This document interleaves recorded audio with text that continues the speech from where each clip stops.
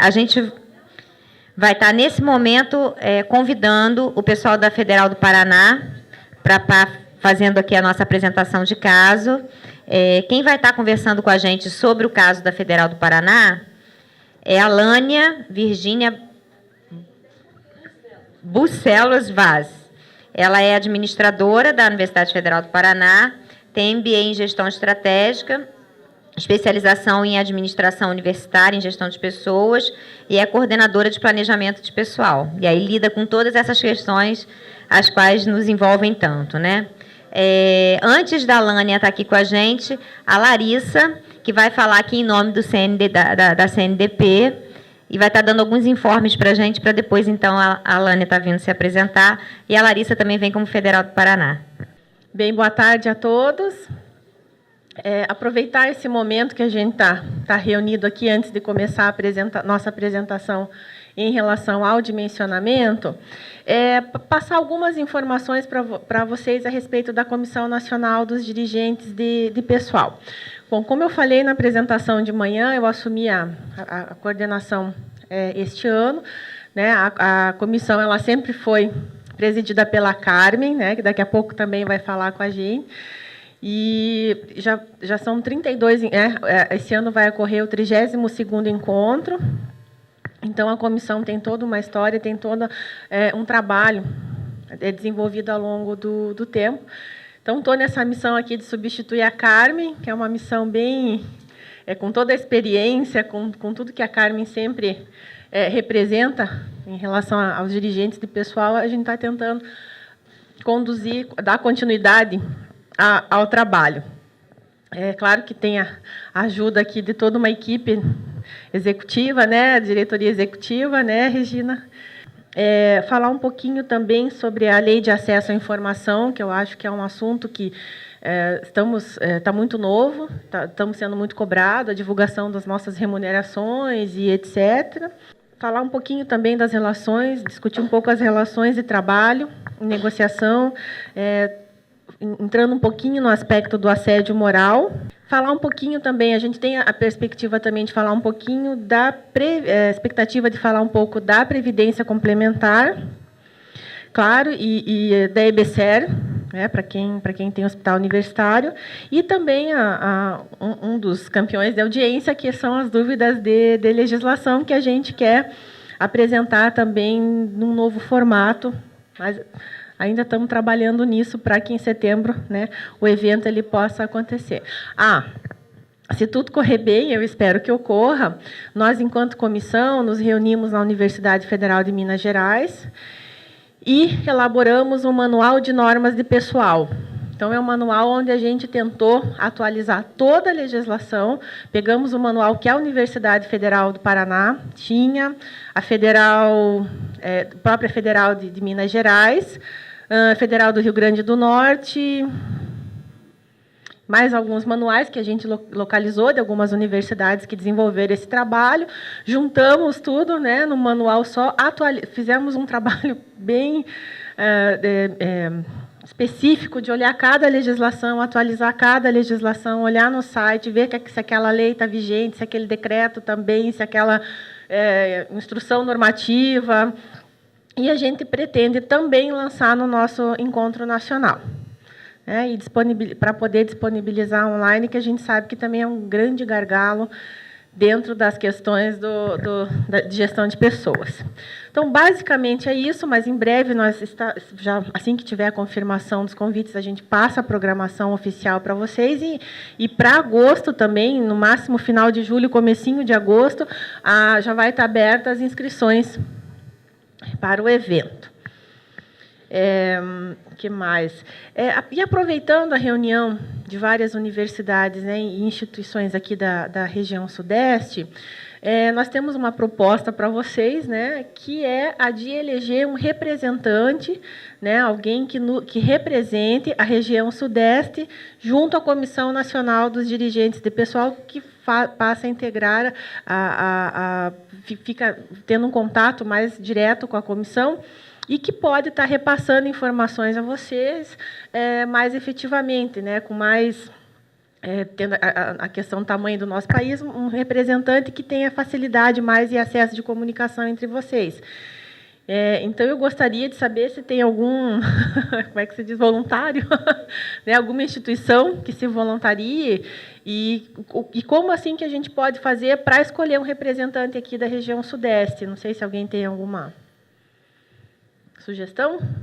A outra questão que eu vou passar bem rapidamente, que eu também já falei de manhã, é que a Comissão Nacional dos Dirigentes de Pessoal agora também integra a Comissão de Políticas de Recursos Humanos, a CPRH, da Andifes. Então, é um espaço que a gente conquistou de estar discutindo com alguns com representantes, com reitores, a respeito de muitos dos assuntos que nos afligem no nosso dia a dia. Essa foi uma conquista realmente muito importante da comissão, e bem recente, por isso que estamos comentando só agora com vocês. A comissão ela deu, nós não tivemos condições de continuar muito isso, assumiu a CPRH o professor Alfredo, que é o reitor de Uberlândia, e ele realmente nos ajudou a ter essa conquista, que é poder conversar junto com os reitores todas as nossas questões que nos afligem, porque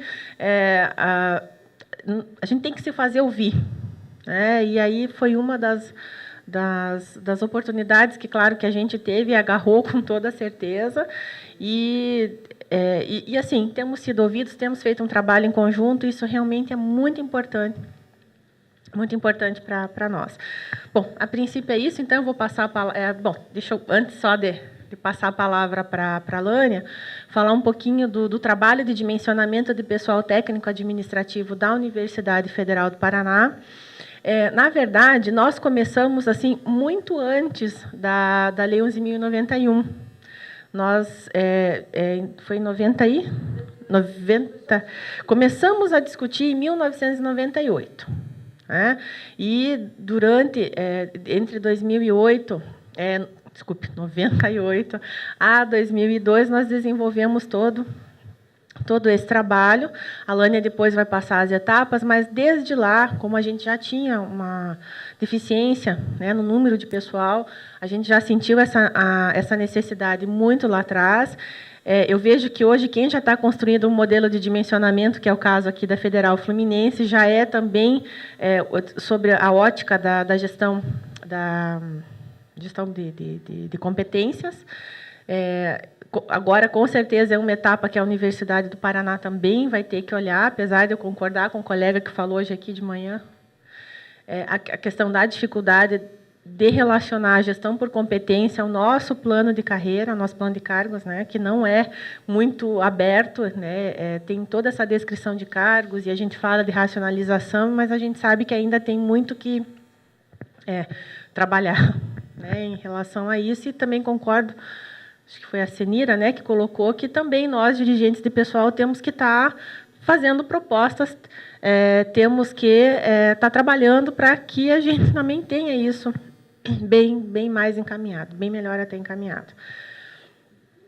Então, nós trabalhamos, vimos essa necessidade, foi um trabalho longo em relação ao dimensionamento. Temos aplicado dentro dos nossos limites, porque toda essa questão cultural, eu acho que toda a universidade tem isso, o dimensionamento ele implica realmente em grandes alterações de estrutura. E tanto da parte física quanto da parte organizacional, e sabemos o quanto nós devemos ter o cuidado de implantar tudo aquilo que a gente trabalha, mas realmente ele é um instrumento muito importante quando nós falamos de movimentação e de planejamento de pessoal na Universidade Federal do Paraná. Com certeza, o nosso dimensionamento ele é um instrumento muito importante. Ele começou, na verdade, essa ideia de dimensionamento ela começou com um grupo de servidores técnico-administrativos que realizaram um curso de especialização em gestão universitária, especificamente daí a área de gestão, na época ainda era recursos humanos, e esses servidores foram convidados por se destacarem nesse curso e fizemos uma comissão que começou a desenvolver, de técnicos administrativos, que começou a desenvolver esse trabalho dentro da universidade. Essa comissão ela existe até hoje, né? E, assim, a gente vai atualizando, vai trabalhando, também como a Aline, né, falou, a gente faz dimensionamento, mas a gente tem que também fazer concurso público, a gente tem que fazer capacitação, qualificação, né, a grande cobrança agora que a gente tem de mestrados e etc., dentro das nossas pró-reitorias, né? Então, mas a gente faz tudo junto e é assim mesmo e temos que dar conta. Então, mas é um trabalho que a gente vem desenvolvendo, né? Espero que vocês aí, e que também depois estamos à disposição aí para qualquer dúvida. Então, vou passar a palavra para a Lânia, que dela vai apresentar o trabalho técnico. Obrigada. Boa tarde a todos. É um prazer estar aqui com vocês e compartilhar um pouquinho da nossa experiência lá do Paraná. Bom, a Larissa já fez uma introdução, né? Muita coisa nessa apresentação tem um detalhamento mais técnico. Alguns colegas de outras IFES já têm nos procurado lá em Curitiba. A gente tem recebido o pessoal, tem ido nas instituições quando convidados, para dar detalhamentos mesmo da questão mais técnica de como nós elaboramos a matriz de alocação de vagas. Bom, o estudo, então, né, foi um diagnóstico, a princípio, né, das condições, né, estruturais de dimensionamento da força de trabalho dentro da universidade. E também a gente fez um levantamento das atividades de todos os servidores, as atividades desenvolvidas em cada unidade da nossa instituição. Então, a gestão pública atual, né, necessita rever e minimizar seus procedimentos burocráticos. Um dos objetivos do dimensionamento também é rever a questão da otimização do trabalho, revendo rotinas, revendo a forma como cada unidade trabalha, né, mapeando processos, gerenciar a relação custo-benefício, né, porque muitas vezes a gente está desperdiçando talento, desperdiçando tempo, né, porque tem retrabalho, porque muitas vezes a gente não está analisando como que aquela estrutura funciona. E avaliar os seus resultados, sobretudo desenvolver o seu recurso principal, que são as pessoas. Na verdade, o papel também, o objetivo principal do dimensionamento é o desenvolvimento e a valorização do servidor na sua plenitude, né? Então, aqui a gente tem o objetivo geral, né, que é possibilitar a avaliação mais consciente dos aspectos quali e quantitativos do sistema organizacional. Aquilo que até a gente já viu pela manhã, né, tanto a Aline como a Dulce falaram sobre a questão do dimensionamento. O dimensionamento ele não tem só o viés quantitativo, porque muitas vezes se fala em mapear qual é o quantitativo de pessoas que nós precisamos, mas a gente também tem que mapear qual a capacitação que a gente tem que estar provendo para os nossos servidores, quais são os conhecimentos, as habilidades que nós temos no nosso quadro de pessoal. Então, uma questão estratégica, a Larissa já também falou que nós começamos cedo com a discussão do dimensionamento na Universidade Federal do Paraná, porque, à época, a gente tinha aquela situação, né, que muitos são novos, mas o pessoal mais antigo sabe que nós passamos por momentos que nós não tínhamos a possibilidade de reposição de quadro e, pelo contrário, tínhamos muitas exonerações, o pessoal saía por aposentadoria, falecimento, e nós não conseguíamos repor esse quantitativo de pessoal. E não tínhamos novas autorizações de vagas e foi necessário que a gente criasse um instrumento para poder otimizar o quadro que nós já tínhamos. Aqui a gente tinha, na época, né, a extinção de cargos de apoio com motoristas, copeiros, pedreiros, ampliação da contratação e terceirização de atividades de apoio, né, a falta de uma política salarial permanente, quer dizer, também a gente tinha muita gente saindo do quadro das universidades, e a gente se deparou com essa realidade. Então, naquela época, a gente tinha uma coordenadoria de desenvolvimento de pessoas que resolveu chamar uma comissão para tentar fazer um estudo sobre como nós poderíamos ter um instrumento de planejamento que fosse eficaz para a gente solucionar a questão de falta de pessoal, né? Então, a gente começou esse trabalho, né, de dimensionamento, de mapeamento, em 99, e onde a gente fez toda a parte acadêmica, e de 2004 a 2006 nós fizemos um mapeamento nas pró-reitorias e na parte administrativa.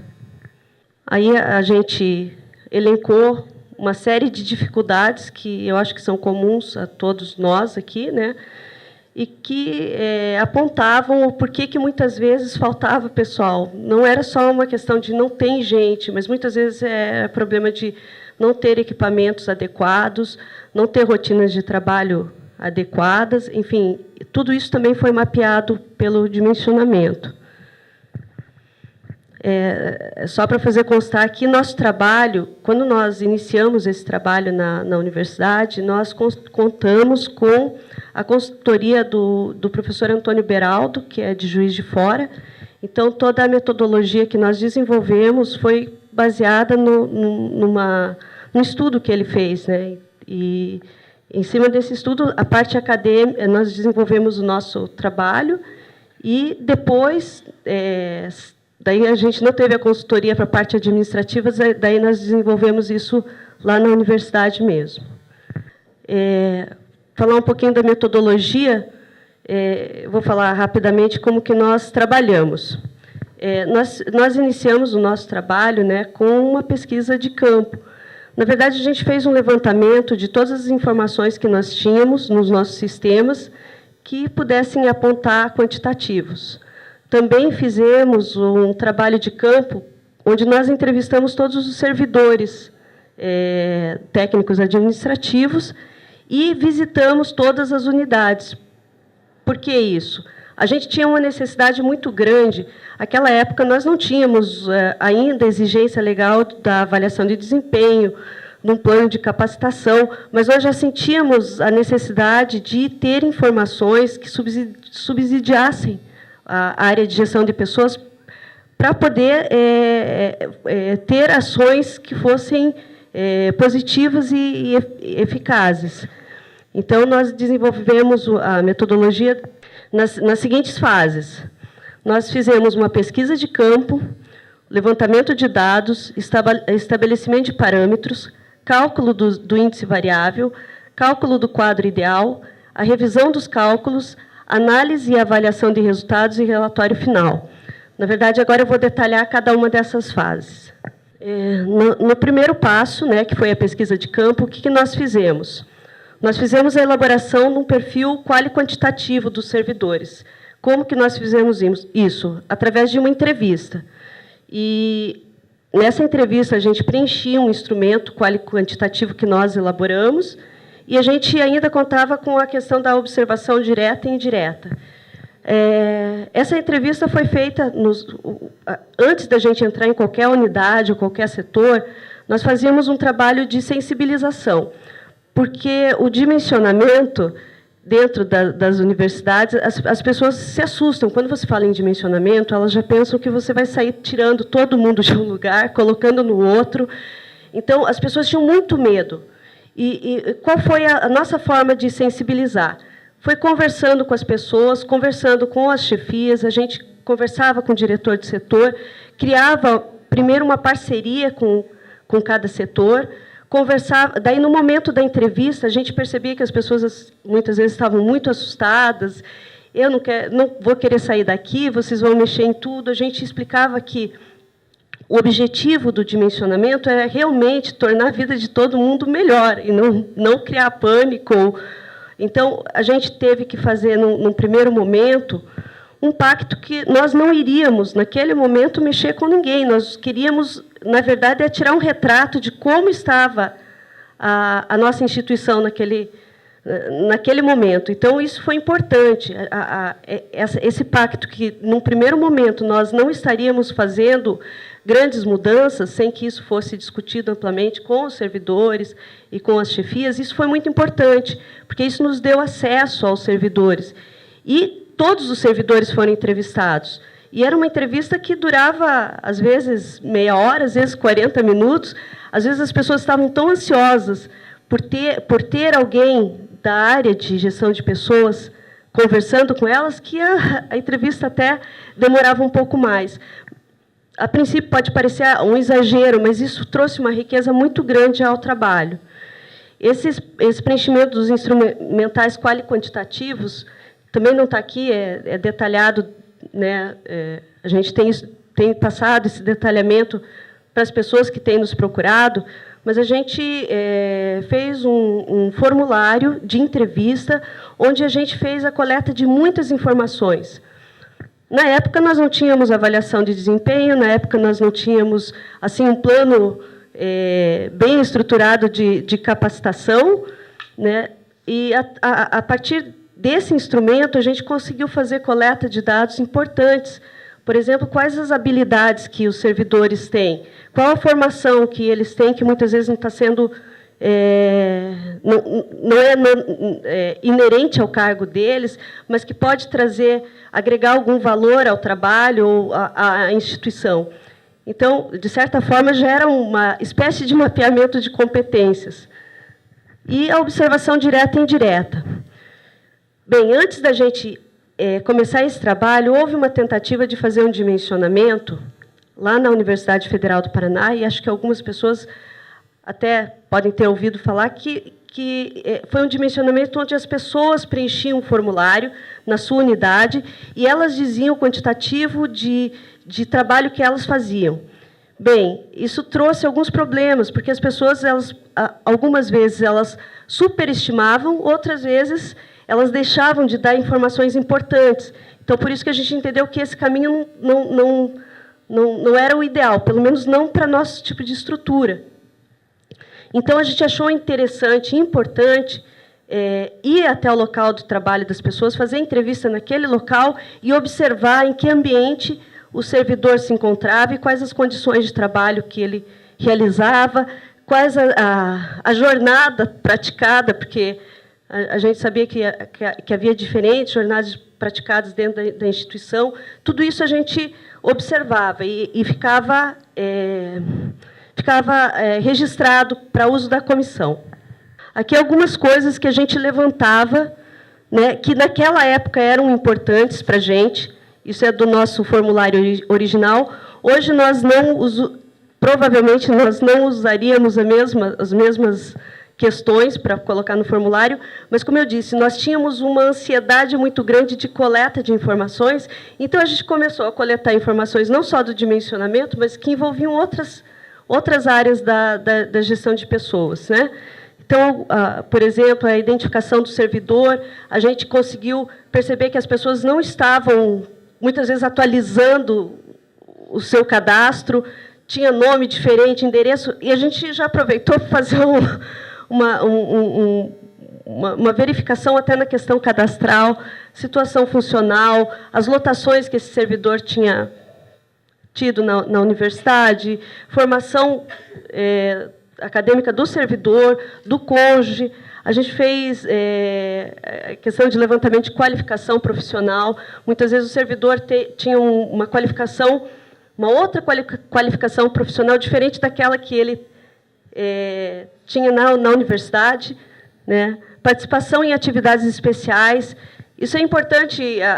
Por exemplo, a gente não sabia, não tinha mapeado quem eram as pessoas que participavam de comissões, que participavam de elaboração de instrumentos, que estavam dispostas a ajudar em alguns projetos especiais. Aqui a gente conseguiu fazer esse levantamento também. E a avaliação de desempenho em estágio probatório. Como que estava sendo a nota média do pessoal nessa avaliação.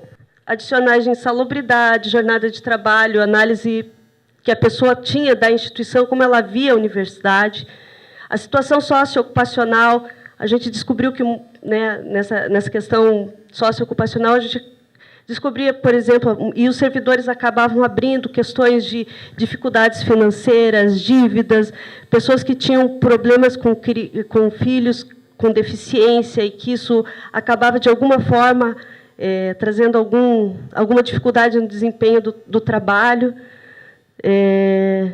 As atividades que eram desenvolvidas pelo ocupante, aqui tem um erro, não é ocupante da função, mas ocupante do cargo.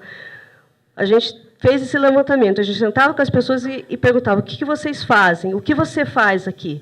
Qual é a atividade que você desempenha aqui? Levantamento de dados laboratoriais, porque nós fizemos também todo o levantamento nos laboratórios, e também a observação direta e indireta. Então, aqui o levantamento de dados, a gente começou com olhar o posto de trabalho do servidor.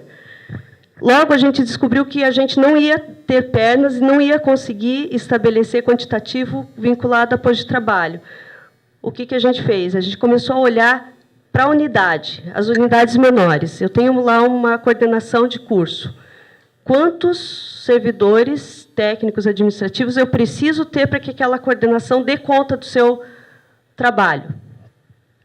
Então, a gente começou a olhar a unidade e foi aí que a gente conseguiu caminhar no dimensionamento. Para a gente fazer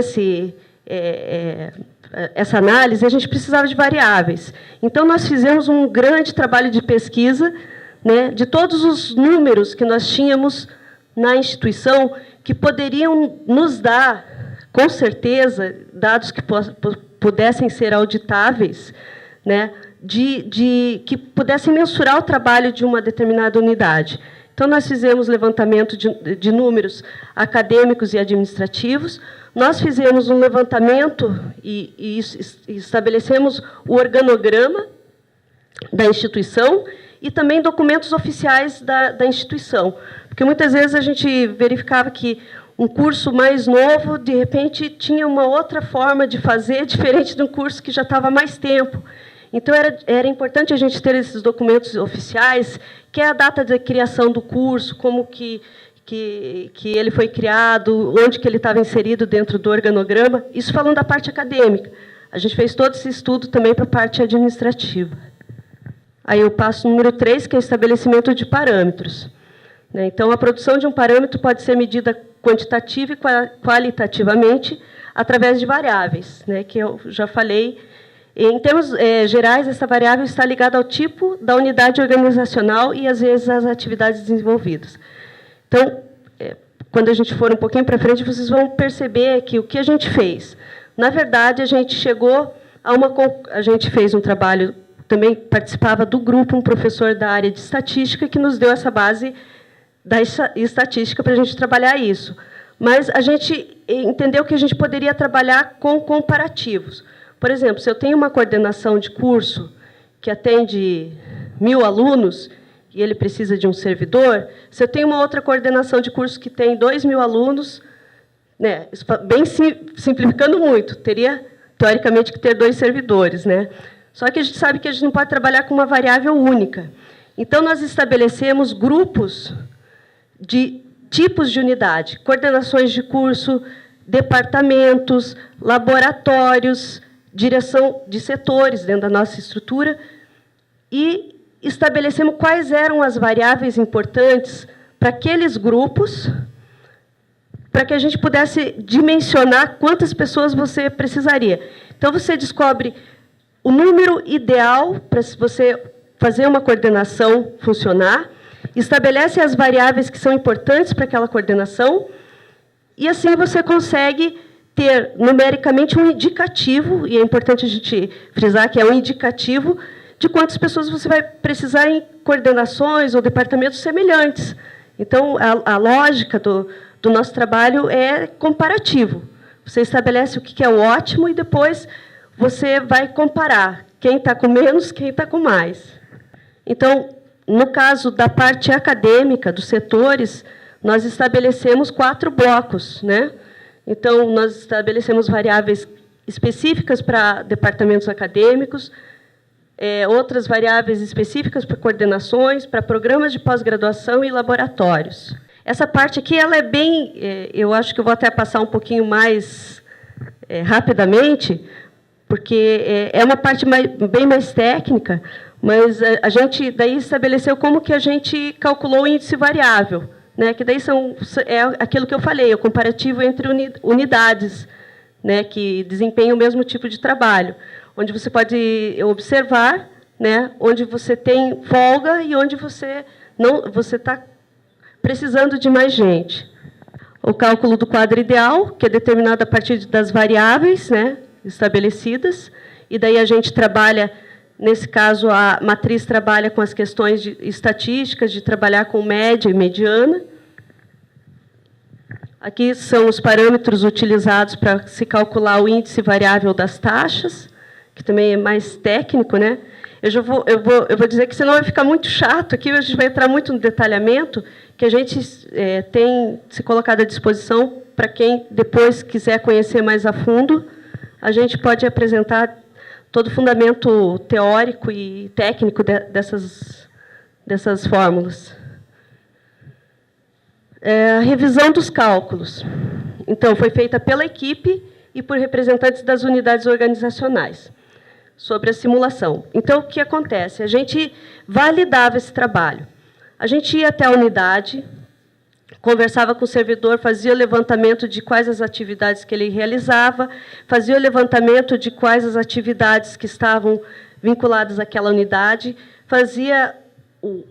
estabelecia o organograma real, porque a gente descobriu que o nosso organograma real era muito diferente do que era o formal da instituição, né? Isso para trazer uma proposta de mudança organizacional também.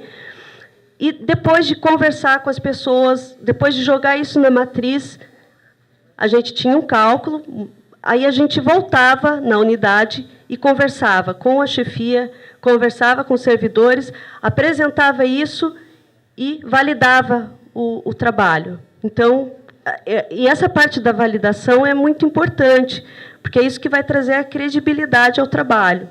Análise e avaliação dos resultados, né? É isso que a gente fazia. A gente fazia um relatório, né? A gente montava, então, as simulações, a gente verificava se estava correto, a gente, na verdade, você validava esses dados para que você pudesse apresentar, antes de levar ao chefe do departamento ou à equipe que foi avaliada no dimensionamento, a gente conversava muito na nossa equipe para levar a informação mais correta possível. Isso fazia parte até do próprio processo de sensibilização e de creditação do processo. E o relatório final, né, que é a apresentação dos resultados de todo o trabalho, a ser aprovado pela administração da instituição. Então, quando a gente começou com um projeto piloto, né? Fizemos num setor, apresentamos para aquele setor, apresentamos para os servidores que estavam lá lotados, e depois disso a gente foi autorizado a aplicar isso no restante da universidade. Foi um processo longo, porque nós optamos em fazer entrevista com cada servidor. Foi difícil, mas foi muito gratificante, porque a gente conseguiu trazer uma riqueza de informação muito grande para o trabalho. E, finalmente, a gente fez a apresentação disso, a gente fez um relatório final e apresentou isso à administração. Uma coisa que é importante falar também, o dimensionamento não é só o quantitativo, né? Como a gente já falou, é o qualitativo, e ele acaba não só trazendo indicação de que falta ou sobra pessoal numa determinada unidade, mas, muitas vezes, ele traz um indicativo que você precisa mexer na estrutura. Então, ao final do trabalho, a gente fez várias observações e orientações no sentido de mudanças de rotinas de trabalho, mudanças na própria estrutura, e, às vezes, você trazer novas tecnologias, porque, muitas vezes, o que acontecia não é que faltava gente, faltava tecnologia para que a coisa funcionasse. Não é que faltava gente, é que a estrutura estava totalmente equivocada. Não é que faltava gente, Acontece que tinha retrabalho, tinha 3 pessoas fazendo a mesma coisa. Então, nesse sentido, a gente conseguiu mudar muita coisa na instituição, e isso foi bem importante. Aqui vai entrar nas variáveis. Isso daqui tudo está no nosso site, né? Depois eu vou tentar, a Larissa vai acessar aí para a gente dar uma olhadinha como que isso ficou sistematizado para a gente, né? Também, né, a Larissa já falou, né, até citou que a Aline comentou, a gente faz isso meio assim, nos intervalos entre um trabalho e outro, porque, na verdade, a gente não tem só o dimensionamento para fazer uma série de coisas, e as pessoas que estão envolvidas nesse projeto desde o começo estão envolvidas, assim, estão trabalhando com outras coisas, não são pessoas... Tem gente que é da gestão de pessoas, tem gente que são de outras unidades, não ganham nada por isso, e elas ainda estão contribuindo para manter esse trabalho funcionando, independente das condições que muitas vezes nós temos, né? A gente precisa de um sistema unificado, a gente tem uma série de coisas que a gente ainda tem que estar correndo atrás, né, Larissa? Aqui é só um exemplo de variáveis para departamento. Quando a gente foi nos departamentos, né, nossa estrutura é departamental, quais foram as variáveis que nós descobrimos que faziam volume no trabalho, que geravam o trabalho daquela unidade, que indicavam o quantitativo de pessoas que era necessário para aquele departamento? O total de servidores docentes lotados naquele departamento, o total de turmas que é ofertada pelo departamento, o total de processos administrativos que tramitavam e o total de disciplinas ofertadas. Vocês podem falar assim, mas seria legal se tivesse mais variáveis. Claro, quanto mais variáveis você tiver, mais próximo você vai estar da realidade. Só que o que a gente acha importante, é importante registrar, é que a gente tem que ter dados que sejam auditáveis. São dados, esses dados a gente consegue extrair do nosso sistema. Talvez para outras instituições vocês tenham outros dados que também sirvam como variáveis e que são auditáveis, que no nosso caso não são. Então, cada um vai descobrir o seu tipo de variável, né?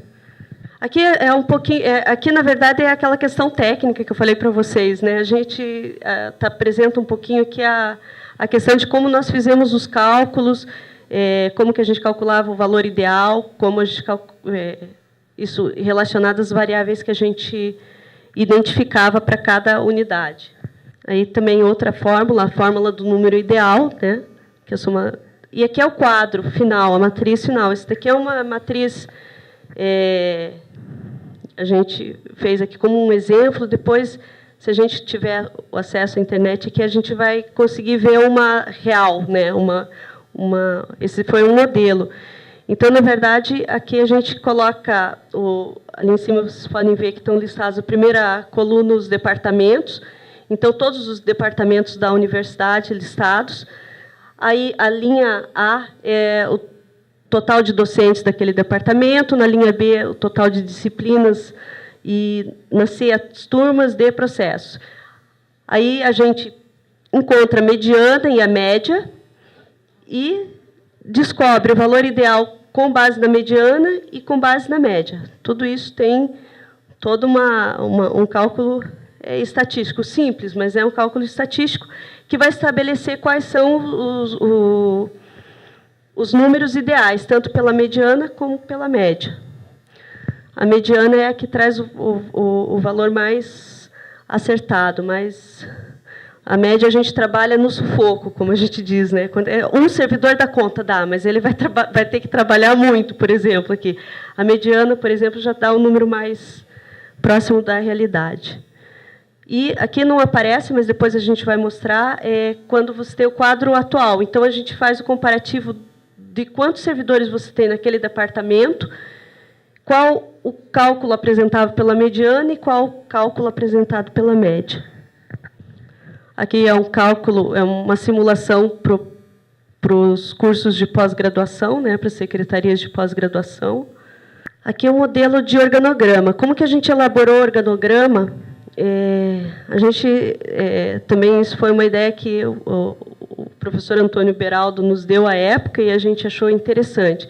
Quando a gente ia aos locais e fazia o levantamento dos dados e identificava as pessoas que estavam trabalhando em cada unidade, nós fizemos um organograma gráfico.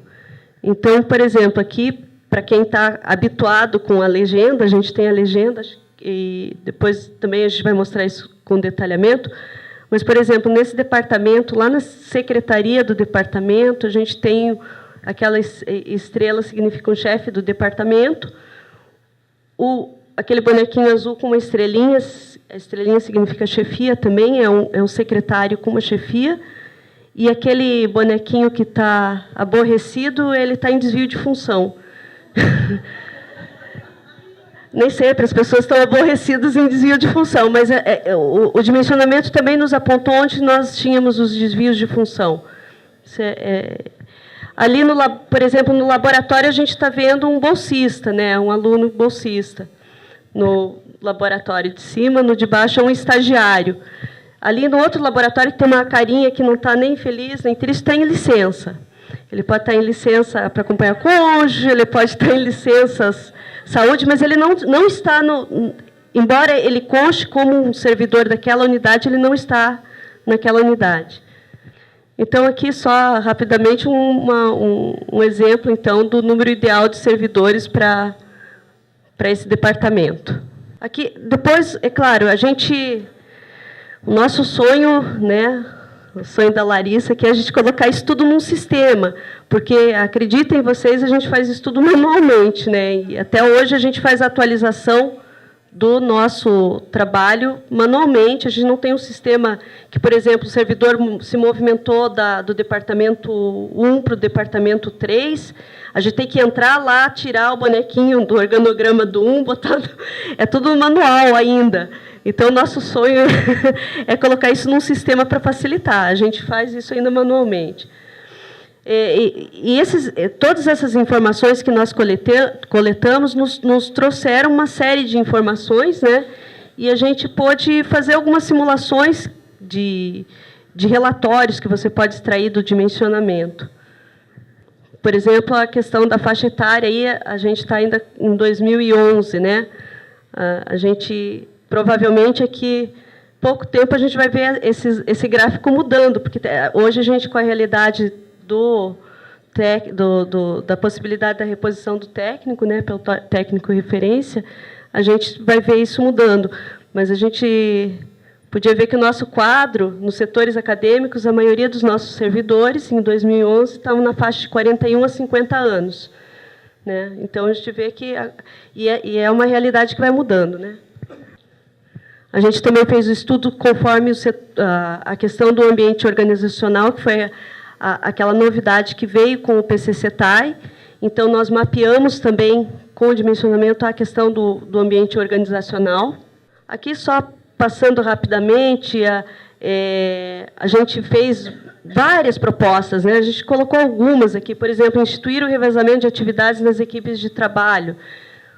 O que significa isso? Muitas vezes a gente trabalha com unidades onde tem pico de trabalho. O servidor chega lá em janeiro, fevereiro, está mais tranquilo, mas tem outra unidade que está precisando muito de apoio. Então, o que a gente propunha? Que dentro de uma unidade, tipo um departamento, você pudesse fazer essa movimentação interna temporária, para poder dar conta do trabalho, porque nem sempre você vai ter o mesmo pico de trabalho o ano todo nas unidades. Né? Aí, visando o quê? A racionalização do trabalho, claro, você vai estar com as pessoas trabalhando, a qualificação ampla do quadro pessoal, por quê? Porque daí eu sei fazer isso, mas eu sei fazer aquele outro também do meu colega. E a realização continuada das rotinas das unidades, quer dizer, você não terá interrupção por falta de pessoal, mas do lado ali você tem uma unidade que, de repente, está com folga e poderia estar contribuindo. Uma outra proposta que a gente fez foi a institucionalização de centros administrativos laboratoriais vinculados a setores. Porque o que a gente verificava também, e isso, por exemplo, no nosso campus Palotina já funciona assim. Né? E outras unidades que têm surgido agora, A gente tem insistido bastante a gente tem trabalhado muito para que isso mude na estrutura da instituição, mas antes tinha um técnico de laboratório por laboratório. Muitas vezes aquele técnico ele tinha condições de atender mais de um laboratório. E às vezes o outro laboratório ficava vazio e o técnico ocioso.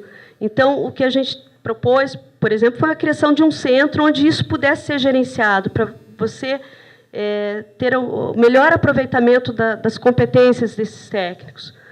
A gente fez várias propostas, muitas já foram implementadas, outras são mais difíceis, até porque nós falamos muito aqui em mudança cultural, e nós, no nosso caso, somos uma universidade centenária, a gente vai fazer aniversário agora em dezembro, né, 100 anos. Então, vocês imaginem a carga de cultura que você tem que, muitas vezes, mudar. Então, muita coisa a gente conseguiu avançar, outras coisas nem tanto, mas a gente fez algumas propostas, por exemplo, formalização de organogramas reais das unidades. A gente percebeu que o que acontecia, o que estava no estatuto estava totalmente diferente do que tinha na realidade. Implementação dos sistemas das unidades não cadastradas, facilitando localização e controle. A questão de você conseguir ter dentro do seu sistema exatamente onde o servidor está lotado. Muitas vezes, no nosso sistema interno, a gente não tinha exatamente a unidade onde ele estava, aparecia mais o setor. Então, a gente trabalhou muito nisso. Padronização de sinalização visual das unidades. Pode parecer bobagem, mas como nós fomos a campo, o que a gente descobriu, às vezes, né, e a Larissa trabalhou a campo também, eu trabalhei a campo, então a gente sabe como que é. Você tem que fazer a entrevista lá na unidade X, lá no Centro Politécnico. A nossa universidade tem vários campos. Aí a gente ia na unidade X, e quem disse que a gente achava a tal da unidade X, porque aquilo lá é imenso, e você ia para lá, ia para cá, passava o dia procurando a unidade para poder fazer o trabalho. Então, o que a gente sugeriu, isso foi implementado, foi uma melhor sinalização no campus das unidades, né? Aí, proposição de novos modelos de estrutura organizacional. Por que eu estou mostrando isso? É para mostrar que o dimensionamento não é só aquela matriz. E, assim, uma coisa importante, ele vai te trazer uma série de informações que vai te indicar alguns caminhos que não necessariamente você tem que mexer no seu quadro ali, mas muitas vezes você mexendo na estrutura você já resolve um problema. Então, a gente fez várias simulações de propostas de mudança de estrutura. Aí, cada universidade vai ter uma estrutura um pouco diferenciada. Então, a gente propunha, por exemplo, em alguns casos, a gente já conseguiu, algumas unidades já estão fazendo o que a gente chama de núcleo, pool de secretarias. Por exemplo, ao invés de eu ter um secretário em cada coordenação de curso de pós-graduação, a gente fez toda uma proposta. Vamos ter um pool de secretaria, vamos ter uma secretaria geral, que atenda aos vários cursos de pós-graduação. A gente não está caindo vaga do céu, né? Então, a gente vai ter que dar um jeito de se virar, por enquanto, com o que nós temos no nosso quadro. Aí a gente também coloca que o resultado do trabalho ele tem que se expressar em várias coisas. Abertura de concurso para reposição e ampliação de pessoal. Ou seja, na verdade, a partir do momento que você vai dizer assim, chega lá para a Dulce, Dulce, eu preciso de vaga, eu quero 10 vagas. Ela vai perguntar, por quê? Por que você precisa? Então, me convença. O dimensionamento ele vai dar uma base para você justificar o porquê que você está precisando. Se você chega lá e só fala, porque eu acho que preciso de 10 vagas, é muito mais difícil de você conseguir. A redefinição de estrutura e competência de órgãos, né, que daí passa por uma discussão muito, muito ampla dentro da instituição, porque daí você vai estar mexendo com a estrutura, né, e com competências. A democratização das relações de trabalho, o dimensionamento também tem que trazer essa questão de você trazer a conversa, o diálogo entre as unidades, entre os servidores, as pessoas entenderem o papel que cada servidor tem. Nós temos trabalhado muito, a Larissa sabe que a gente não quer que as pessoas pensem que elas estão lá para bater um carimbo, elas estão lá para aquele carimbo decide alguma coisa. Aquele carimbo, muitas vezes, define a vida de uma pessoa. Então, a gente entende que o servidor público ele tem que retomar aquele sentido do trabalho dele. Isso é muito importante. O dimensionamento ele traz isso quando ele começa a trazer à tona quais as competências que nós temos. A definição do papel e responsabilidade das direções e chefias, melhoria das condições de trabalho, porque o dimensionamento também pode apontar que você precisa de mais tecnologia, você precisa de melhores equipamentos, você precisa de mudança na estrutura, às vezes, da sala em que o servidor está trabalhando, a racionalização dos processos de trabalhos e inovações tecnológicas.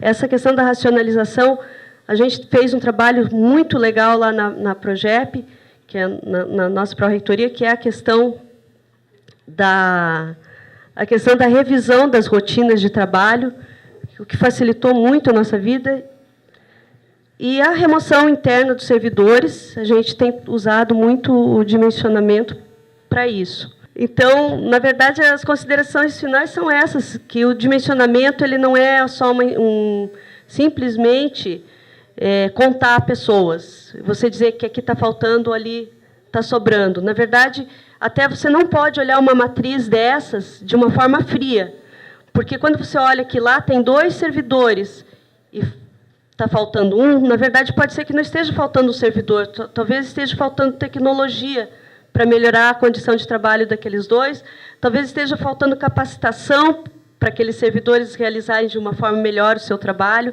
Então, o dimensionamento ele tem essa característica qualitativa. E esse site é o nosso site lá da Progep, né, da UFPR, onde vocês podem encontrar tudo isso que eu apresentei aqui, né? E, na verdade, eu só queria pedir para a Larissa entrar em um dos setores aí. Esses são os setores, a gente vai entrar em um setor aí só para mostrar como que... Aqui, na verdade, nós temos uma senha de acesso interno nosso, porque esses dados são dados que a gente preserva. Cada setor tem o conhecimento dos seus dados. A gente não expõe de um setor para o outro, a não ser que haja comum acordo entre os diretores, né? Então, só para vocês, eu só quero mostrar a estrutura para vocês do site em si. Aqui a gente tem o histórico, né, no setor de ciência da saúde, ali onde está em amarelo, a gente tem o histórico, que daí faz um histórico do setor, pode nas siglas. Aí embaixo a gente tem as siglas, ou seja, isso é o que está no nosso sistema, né? Então eu sei, quando eu entro no dimensionamento, que o SDCCTO é a coordenação do curso de terapia ocupacional. Aqui é o organograma. Esse é o organograma real, o oficial do departamento do setor. Aqui são os vários departamentos. Então, por exemplo, aqui eu tenho o departamento de medicina, onde eu tenho ali quantos servidores estão lotados nesse departamento, na coordenação. Quando você entra nesse... Você entrou ali na coordenação do curso. Então, quando você clica na caixinha da coordenação do curso, o que vai aparecer? Vai aparecer aqui todo o trabalho que nós fizemos de mapeamento, de atividades. Então, eu sei que o que existe ali nessa coordenação é um coordenador, né, que tem aquelas tarefas principais, e daí você tem lá assistente de administração, um bolsista e um técnico em assuntos educacionais que fazem essas atividades. Então, a gente dividiu essas atividades, né? Então, isso foi mapeado para cada unidade que nós fomos. Mas, assim, só falando rapidamente, que também já está acabando o tempo, vocês podem entrar, podem navegar essa parte interna aí dos setores, se alguém tiver interesse que a gente passe, quais são as informações que vocês podem ter acesso quando aqui, ó, a relação de servidores. Então, a gente sabe todos os servidores. Então, a gente sabe onde eles estão, quem eles são, né? Qual unidade que eles estão e o que eles fazem. Daí tem a questão da satisfação. A gente fez um estudo de clima de cada unidade, né? Então, aí a gente consegue ver a satisfação que aquele setor tem com a universidade, por exemplo. Qual o nível de satisfação, qual o nível de insatisfação, né, e o que eles pensam da instituição. A gente também a gente ensaiou um banco de talentos, né, Larissa? Quando a gente fez todo aquele mapeamento, nós mapeamos, inclusive, as competências, não as competências, mas mapeamos a qualificação dos nossos servidores. Então, por exemplo, esse banco ele está desatualizado. A gente tem feito agora um esforço para vincular isso à avaliação de desempenho, onde a gente está mapeando novamente esses dados, né? Muitos dados que a gente não teve pernas para manter atualizado. Então, por exemplo, se eu preciso de um servidor que tenha conhecimento na área de gestão de pessoas, RH, ele vai lá e busca no nosso quadro onde esses servidores estão lotados, né? Quem são eles e qual o curso que eles fizeram. Então, acho que basicamente é isso, né? É um trabalho extenso, ele tem muita informação, né? Quando o pessoal tem ido nos procurar, lá a gente tem atendido, às vezes fica a tarde toda explicando como que a gente fez, dá detalhamento do formulário que nós utilizamos. Obviamente, quem faz agora tem e deve fazer diferente, né? A gente estava conversando até que o pessoal agora...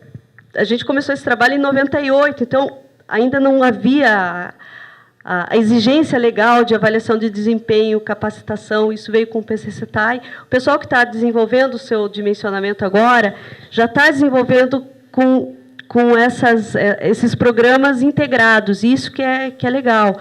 Então, isso daqui pode ser uma pista, um caminho para algumas instituições, né? E a gente coloca à disposição aqui a nossa experiência, o que a gente conseguiu construir, e espero que tenha trazido alguma luz para quem está começando esse caminho agora. Obrigada.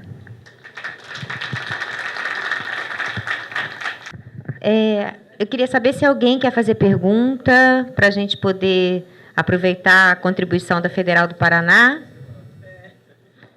Não? Vamos seguir em frente? Então, queria agradecer muito à Federal do Paraná, na figura da Lânia e da Larissa, dizer que o trabalho que vocês fazem é um trabalho de excelência. Muito obrigada à Federal do Paraná, que com certeza vai estar enriquecendo muito as nossas vivências e o que a gente espera conseguir através dos trabalhos que a gente está realizando em cada instituição.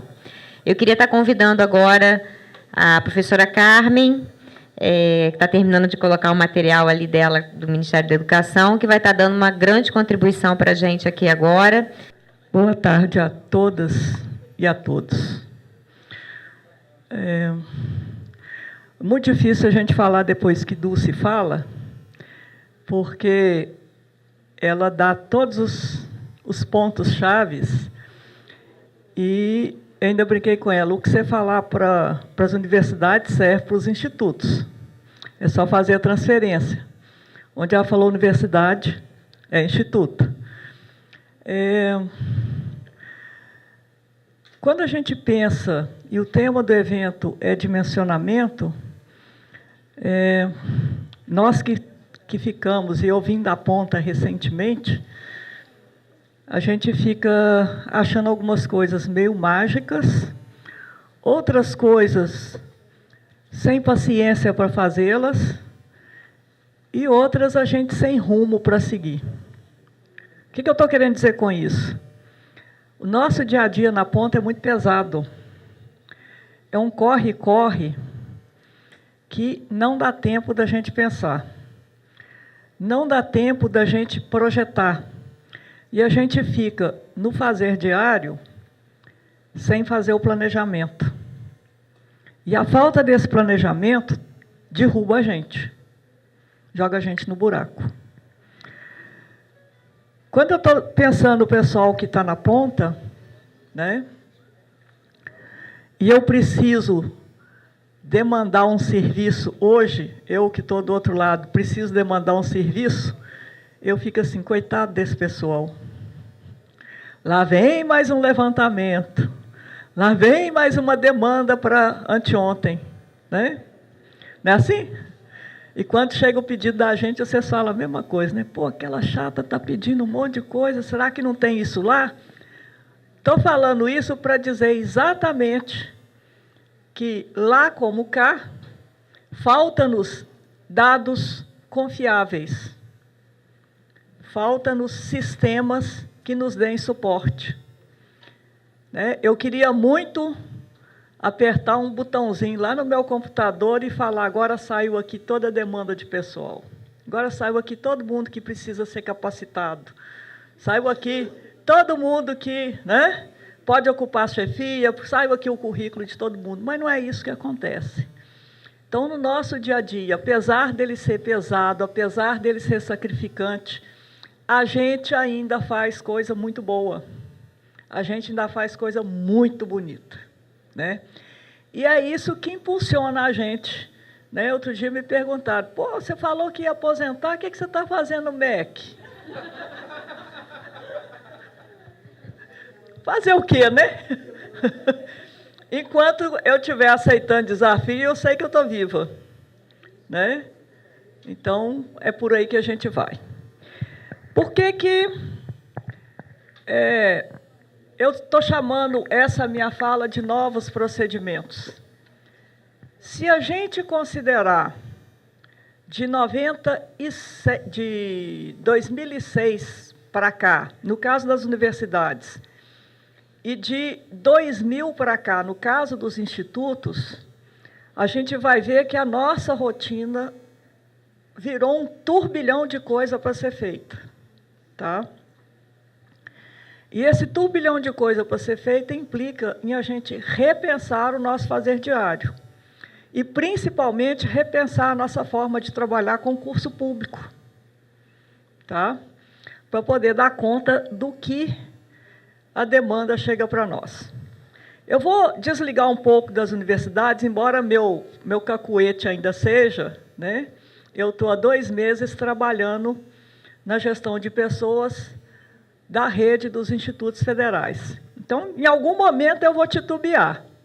E, em algum momento, eu vou confundir o meu fazer de ontem com o meu fazer de hoje, tá? Então, corro sempre esse risco. Então, vamos lá. A reforma que veio passando o Sistema Federal de Ensino nos últimos 10 anos é assustadora. E aí eu vou plagiar o nosso amigo Lula. Ninguém nunca na história desse país, né, fez alguma coisa na educação que mexesse com tanta coisa que estava adormecida, né? A educação é prioridade, né? A gente vê isso na televisão toda hora, né? O forte desse país, se ele quiser ser forte, ele passa pela educação. Passar pela educação, passa pela educação técnica de qualidade, né?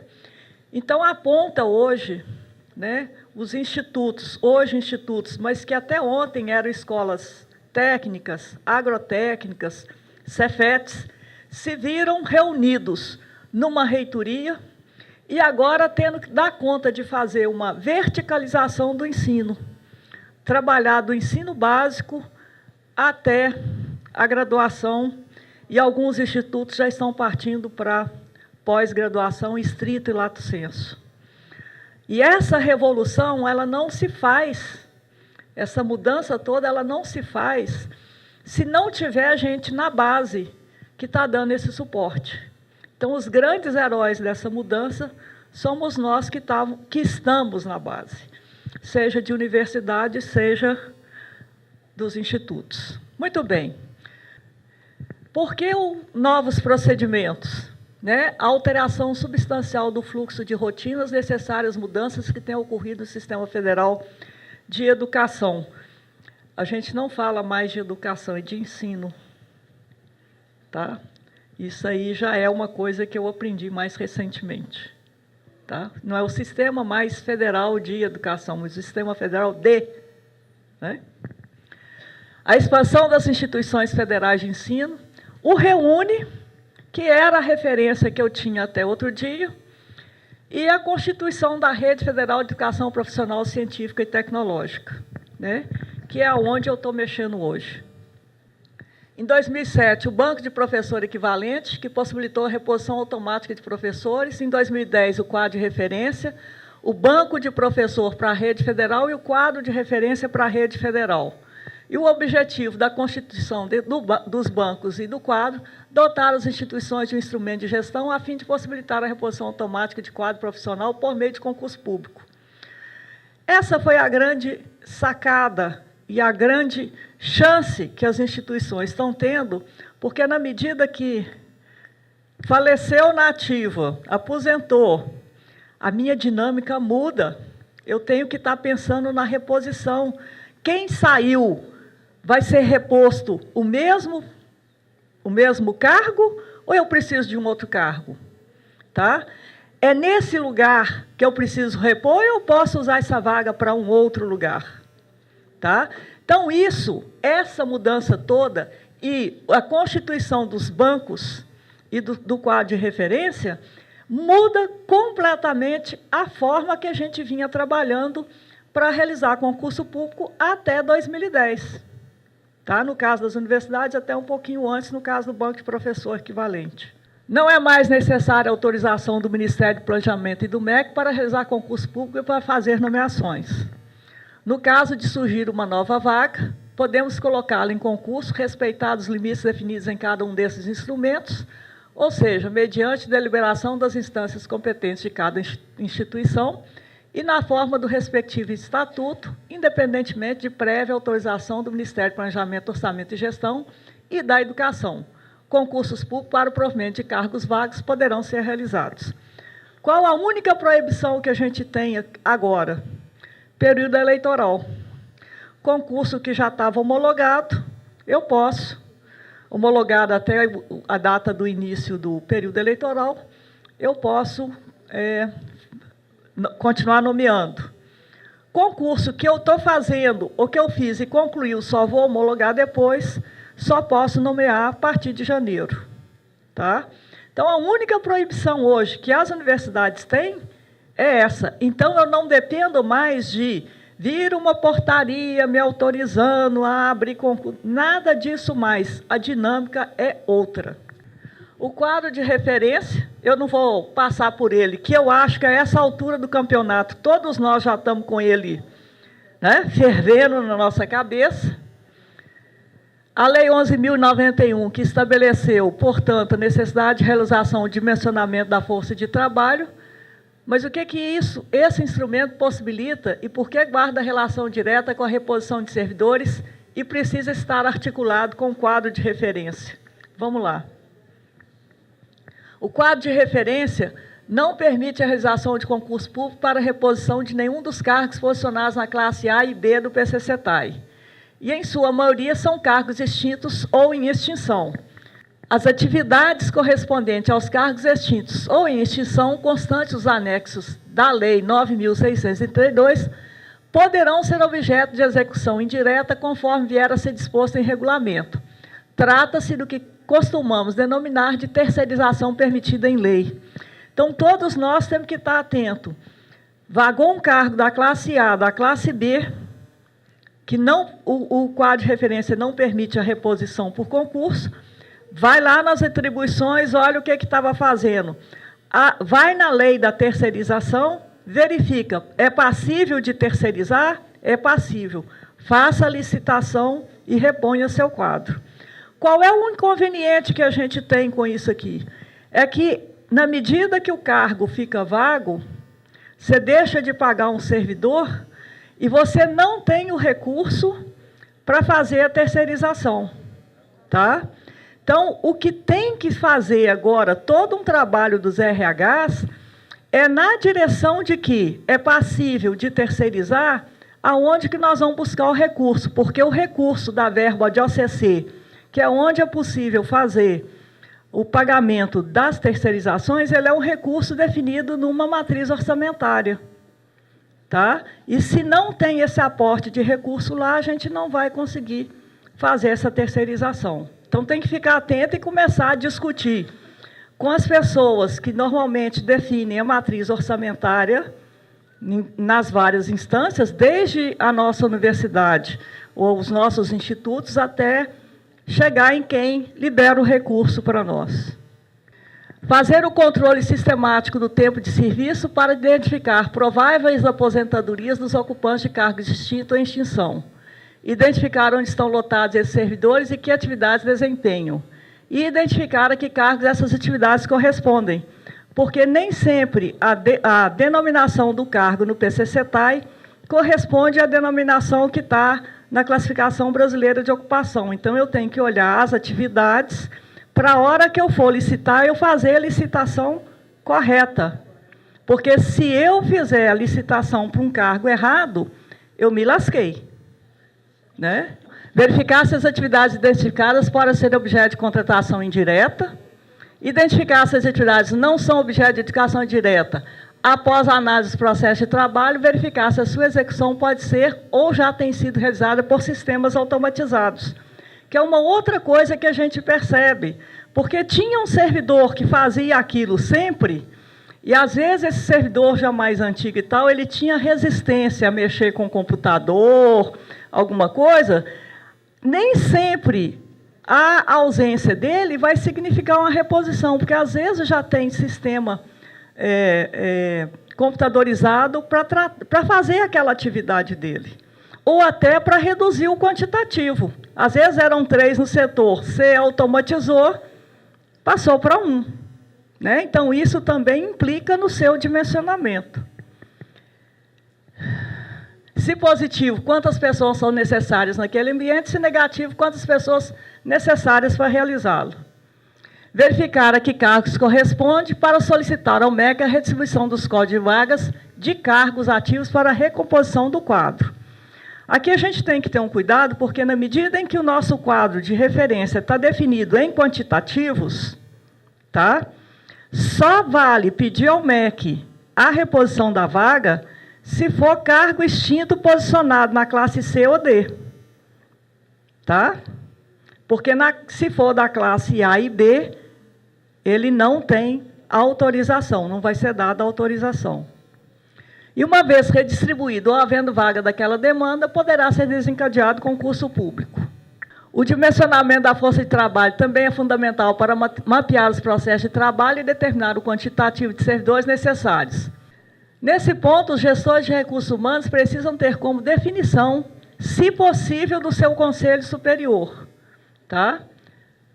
Ocorrida a vacância de um servidor, seja docente ou técnico administrativo em educação, a vaga passa a integrar um banco de vacâncias da IFE e a sua alocação somente será feita após qualificação das demandas de cada unidade de trabalho. Tendo essa decisão do Conselho Superior, compactuado com o Conselho Superior da instituição, você ganha um tempinho a mais para melhor qualificar a sua demanda e melhor alocar o seu concursado. Há que se verificar... Bom, o planejamento de dimensionamento da força de trabalho, né, e o que ele tem a ver com o número de alunos, etc. Há que ser verificada qual a relação entre o número de alunos e servidores técnicos administrativos e qual a relação de servidores técnicos administrativos e cursos em que as aulas são realizadas em laboratórios ou em unidades com grande volume de laboratórios e pesquisa. Esse quantitativo, todos nós sabemos que ele é diferente. Ele não é igual para uma unidade que tem muito laboratório para uma unidade que tem pouco laboratório. Então, eu tenho que saber fazer esse equilíbrio, ter isso identificado para poder fazer a alocação correta. O que essa relação vai implicar em um maior ou menor número de demandas de servidores técnicos administrativos? E que as relações número de alunos e número de docentes significam na demanda de servidores técnicos administrativos? O dimensionamento da força de trabalho implica necessariamente reunir todas as vacâncias em um banco da instituição, no mínimo a partir do decreto 7232 de 2010, 72311 de 2010 e 72312 de 2010. Esses dois últimos aqui têm a ver com os institutos, que é o que trata do banco docente e o que trata do quadro de referência dos técnicos. Salvo engano, são de setembro de 2010. A partir desse decreto, associado ao planejamento do dimensionamento da força de trabalho, a vaga precisa deixar de ser propriedade de cada unidade, seção ou divisão, onde encontrava-se lotado o servidor que a originou, para constituir um banco de vagas da IFE e permitir a redistribuição de novos servidores de acordo com o estudo dos processos de trabalho, das demandas institucionais e da relação aluno-servidor. Hoje pela manhã a Dulce falou assim, depois que o servidor vai, ninguém tira. Não foi isso? E nós sabemos disso. Mas se ele foi e ficou, eu não preciso botar mais. Né? Porque senão eu não vou fazer dimensionamento nunca. Né? Então eu tenho que estar atento que ali tem alguém sobrando, tá? Para não mandar mais ninguém, para poder conseguir pôr onde está faltando. Porque o nosso quadro de vagas ele é finito. A Dulce mostrou aqui hoje de manhã. Aliás, ali no decreto, os cargos da classe C são todos para os institutos. Tá? O que está previsto ali no decreto. Tá? Os cargos da classe D e E é dividido com a CESU e com a CETEC. Tá? Bom, essa é uma decisão que poderá facilitar a reposição da força de trabalho sob pena de encontrar dificuldades na alocação dos nossos concursados, por não se ter definições e argumentos técnicos para efetuar a alocação de concursados.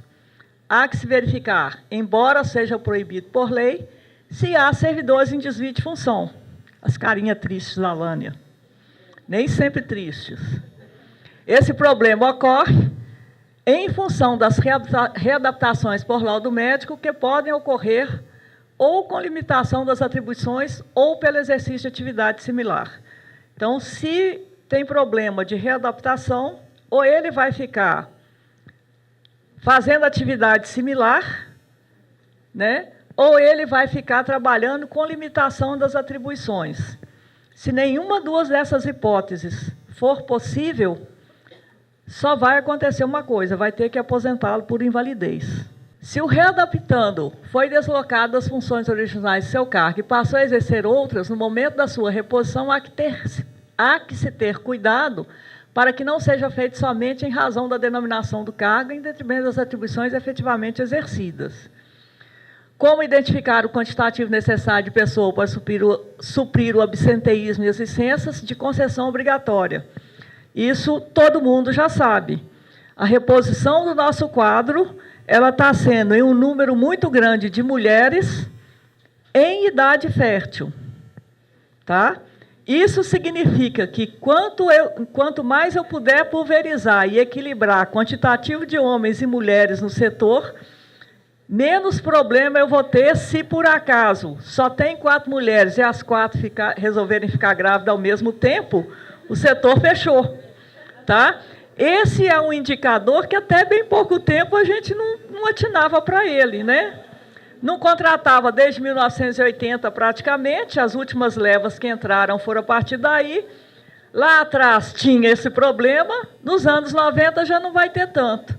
Né? Mas a partir de agora a gente tem que estar atento. Né? E as licenças de concessão obrigatória ali, que entra licença saúde, etc., nós estamos começando a ter uma população de pessoas com uma certa faixa etária em que começamos a ter os problemas. Pressão alta, né? Problema de coluna, né, Gilmar? Não pode subir e descer a escada, né? Além de ter que atender também um público obrigado por lei, que são os portadores de necessidades especiais, que também geram um outro repensar na forma de alocar os meus quantitativos. Né? Então, é outro item que a gente tem que ficar atento. O quadro de referência não criou a possibilidade de contratação pela Lei 8745, que é o sonho do Gilmar, que é o técnico substituto. Né? E aí, Gilmar, só dando um depoimento, a gente já levou essa ideia várias vezes, na Andifes, no próprio MEC, no Ministério do Planejamento, né? E eles nunca levaram isso muito a sério. Mas é sonho, quem sabe um dia a gente continua insistindo, né, Senira? Principalmente para atender a questão dos hospitais, né? O cara tira uma licença de concessão obrigatória, é só ele para fazer um determinado tipo de exame lá no hospital, né? E não tem quem. Você vai parar o hospital? Né? Aí você fica achando saídas pouco ortodoxas que sempre esbarram no Tribunal de Contas ou no Ministério Público. Né? Então, se a gente pudesse normatizar isso, era algo bastante interessante. Em um processo de reposição automática de vagas previsto no banco e no quadro de referência, a possibilidade de nomeação de servidores aí em idade fértil, eu já falei, né? E o quantitativo de servidores próximos de adquirirem tempo a aposentadoria, que a gente já tem que estar verificando isto no meu dimensionamento, para ano que vem, na hora que a gente disparar e falar, você quer servidores de quais cargos? Eu já começar a pensar onde eu preciso introduzir um servidor novato, para ele começar a ser treinado, para ser o substituto daquele lá que está em tempos de aposentar. Né? Tem algumas áreas que a gente fica pensando, o dia que o Bosco sair, o que eu vou fazer? Né? O Bosco é o servidor lá do departamento pessoal que puxava a base de dados para mim. Mas a gente não tem uns servidores assim que você fala, meu Deus do céu, se sair dali, o que eu vou fazer? Né? Se aposentar, o que eu vou fazer?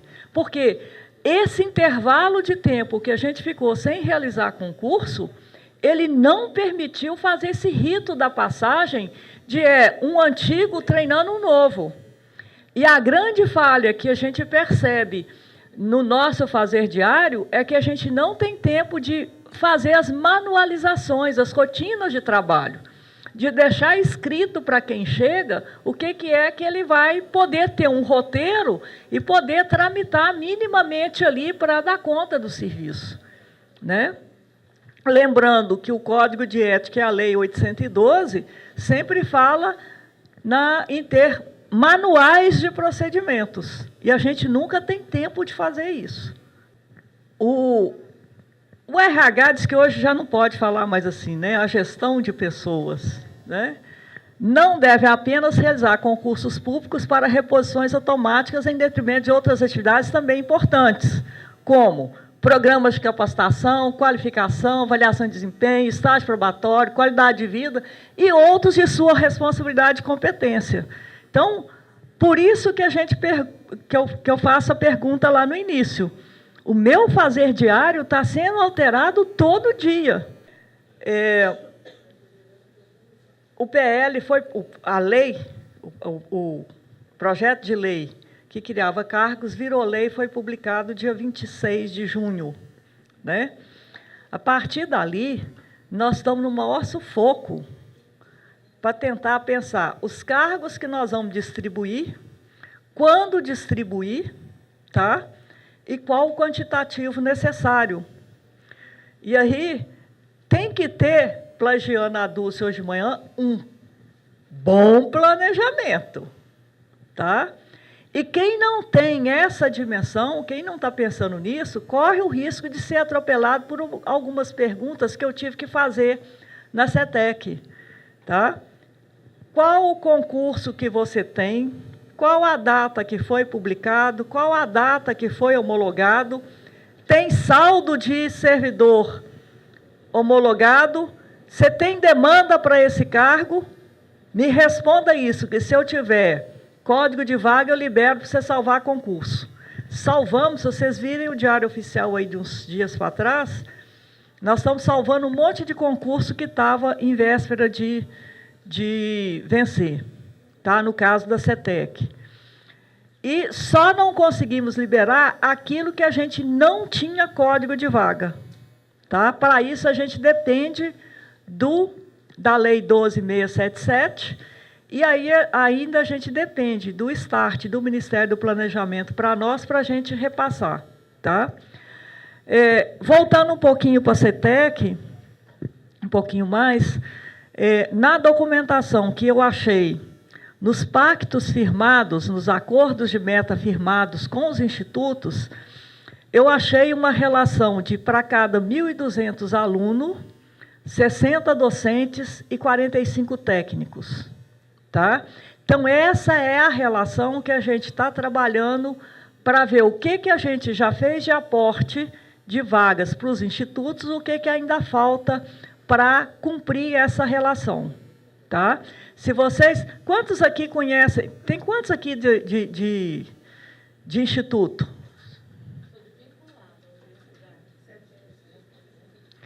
Tá. Então, tem poucos.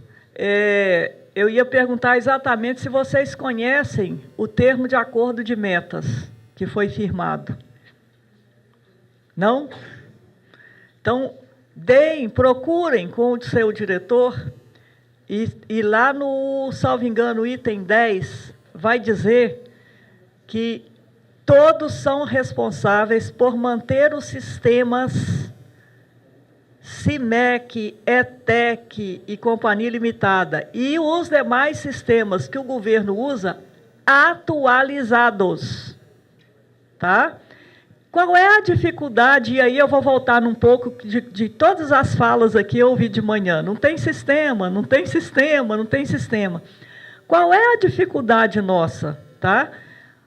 O lugar onde faz a folha de pagamento deveria ter a informação atualizadésima, que é o CIAP. Tá? Mas eu já fui da ponta e a gente sabe que o nosso servidor, quando está lá com 10 processos para incluir no último dia, que está fechando a folha de pagamento, ele tem que incluir servidor que foi nomeado e tomou posse. O que ele faz? Ele inclui os dados básicos que vão gerar o pagamento. E aqueles dados que não geram o pagamento, ele fala, depois eu lanço, deixa eu salvar a folha de pagamento. Aí, endereço não é atualizado, né? Se houve remoção e se a remoção não implicou em nenhuma alteração financeira, ele não lança a remoção. Tá? Então, manter o CIAP atualizado é fundamental na hora que a gente precisa baixar uma base de dados. Né? Dia desse, a gente estava numa mesa, né, Senira? E alguém falou assim, esse dado aqui está esquisito. Porque, ao invés de comandar o percentual da capacitação ou da qualificação para o servidor, pagou com valor informado. Valor informado não me remete para eu saber qual a capacitação ou a qualificação aquele servidor possui.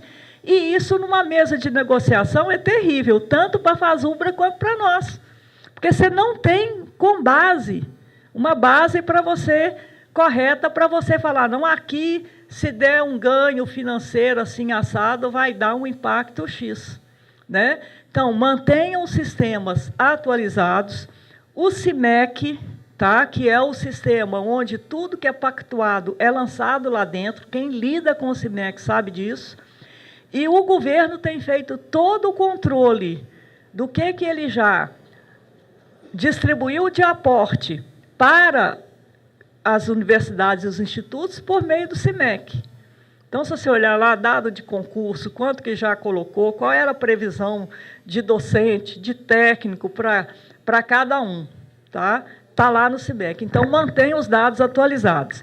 E, na medida do possível, tentem deixar no seu setor de trabalho de gestão de pessoas a cópia do pacto. Tá? A cópia do termo de acordo de metas, para você ter ideia do que está sendo pactuado, de docente, de técnico. Tá? Tem que fazer isso. Tá? Procurem ler esses instrumentos. Bom, cargos da classe E, quais são os problemas que a gente tem para realizar concurso? Tá? E isso eu venho repetindo sempre. Né? Cargos da classe E registro no Conselho Fiscalizador da Profissão. Alguns conselhos estão requerendo a lista dos ocupantes de determinados cargos e verificando se estão com a situação regularizada. E aí começa a ficar te questionando, porque se ele não está com a situação regularizada no conselho, ele não podia ter tomado posse. Tá? Aí é mais um problema para a gente gerenciar dentro do RH. Tá? Curso de Ciência da Informação versus Conselho de Biblioteconomia. Conselho de Biblioteconomia não registra o diploma do curso de Ciência da Informação. O que é que está lá no requisito de ingresso para esse cargo? Bibliotecário, Ciência da Informação ou curso de Biblioteconomia. Se passar no seu concurso o cara que é formado em ciência da informação, ele não tem o registro no Conselho de Biblioteconomia. E aí o que você faz? Tá lá na lei. Você opta por colocar um só registro no Conselho, porque se não tiver... cargo de coreógrafo, curso superior de dança não incluído no rol de profissionais que podem concorrer a esse cargo. Quando você fala assim, quero contratar um coreógrafo, a primeira imagem que vem na cabeça da gente é um cara formado em dança, né? E dança não está incluído nesse rol, precisa ser acertado, tem dado embargo de concurso, tá?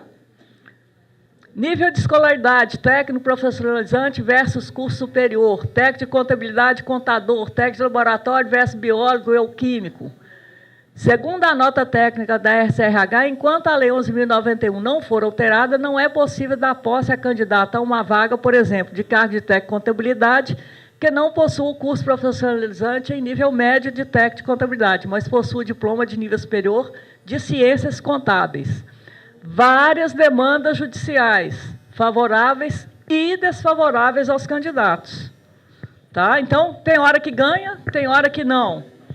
Tá? E isso é uma coisa que você não consegue, né, fazer. Está na lei, a exigência, não tem como. Concurso público e seleção pública.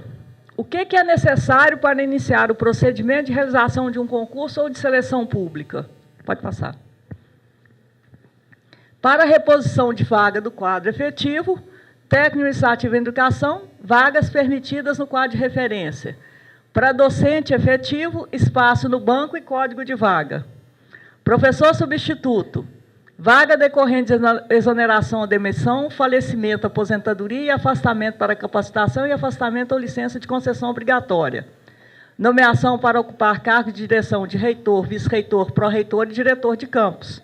Então, no caso de docente, para essas situações, você pode disparar o processo seletivo. Professor temporário, apenas para suprir as demandas decorrentes da expansão das instituições federais de ensino, respeitados os limites e as condições fixadas em ato conjunto do Ministério do Planejamento, Orçamento e Gestão e da Educação. Vocês acompanham esses quantitativos? Porque, se vocês não acompanham esses quantitativos, vocês correm o risco de disparar um processo seletivo ou um concurso sem a contrapartida, e aí depois você não conseguir nomear. Então, tem que ter sempre essa verificação. Tá? Isso é função, assim, de manhã, de tarde, de noite do RH, acompanhar esses quantitativos para não abrir um concurso sem a vaga indicada. Concurso público, processo de seleção de natureza competitiva, aberta ao público em geral para o provimento de cargo público em caráter efetivo, cujas regras serão definidas no edital. Chama atenção aqui, gente, cuidado com a elaboração dos editais. Numa linguagem bem simples, a gente diz, o edital faz lei entre as partes.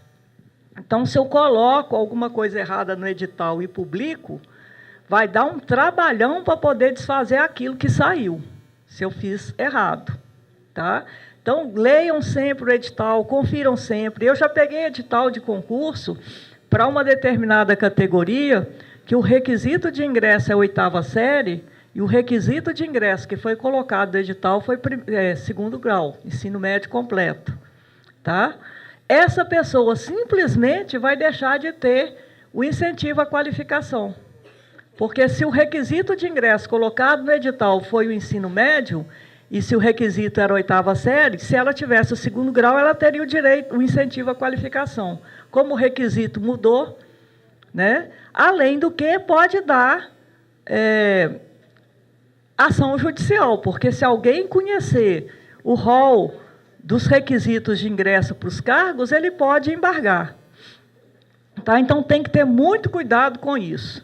E só enquanto eu estou lembrando, eu já vi, e isso em várias situações, termo de posse que não qualifica e deixa identificado com clareza quem é que está tomando posse.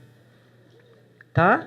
Não, está posse do fulano de tal, identidade tal. Não põe CPF, não diz se ele apresentou os documentos de praxe, não diz se ele está apto no laudo médico, não diz nada disso.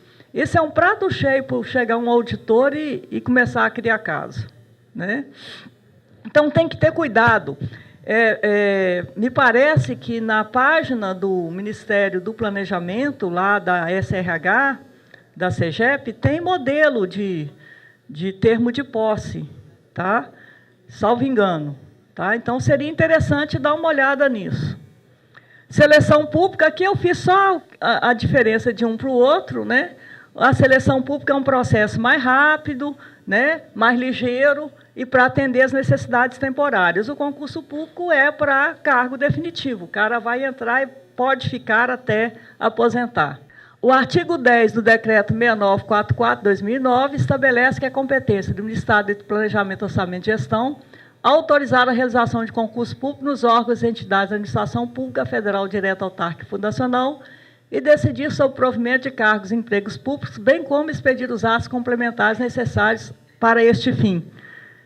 Plenamente verdadeiro, exceto no caso das universidades e dos institutos, porque o banco de professor equivalente e o quadro de referência não precisa mais de autorização para promover os concursos. O que a gente tem observado? Que tem gente com vaga desocupada no seu quadro sem preencher, tá? Esperando vir não sei o quê para poder ocupar aquele cargo. E, às vezes, com o concurso perdendo a validade. Para mim, essa hipótese só é verdadeira se ele estiver fazendo um estudo detalhado da força de trabalho e que ele não queira queimar aquela vaga numa situação que ele está achando que ali não é necessário. Tá?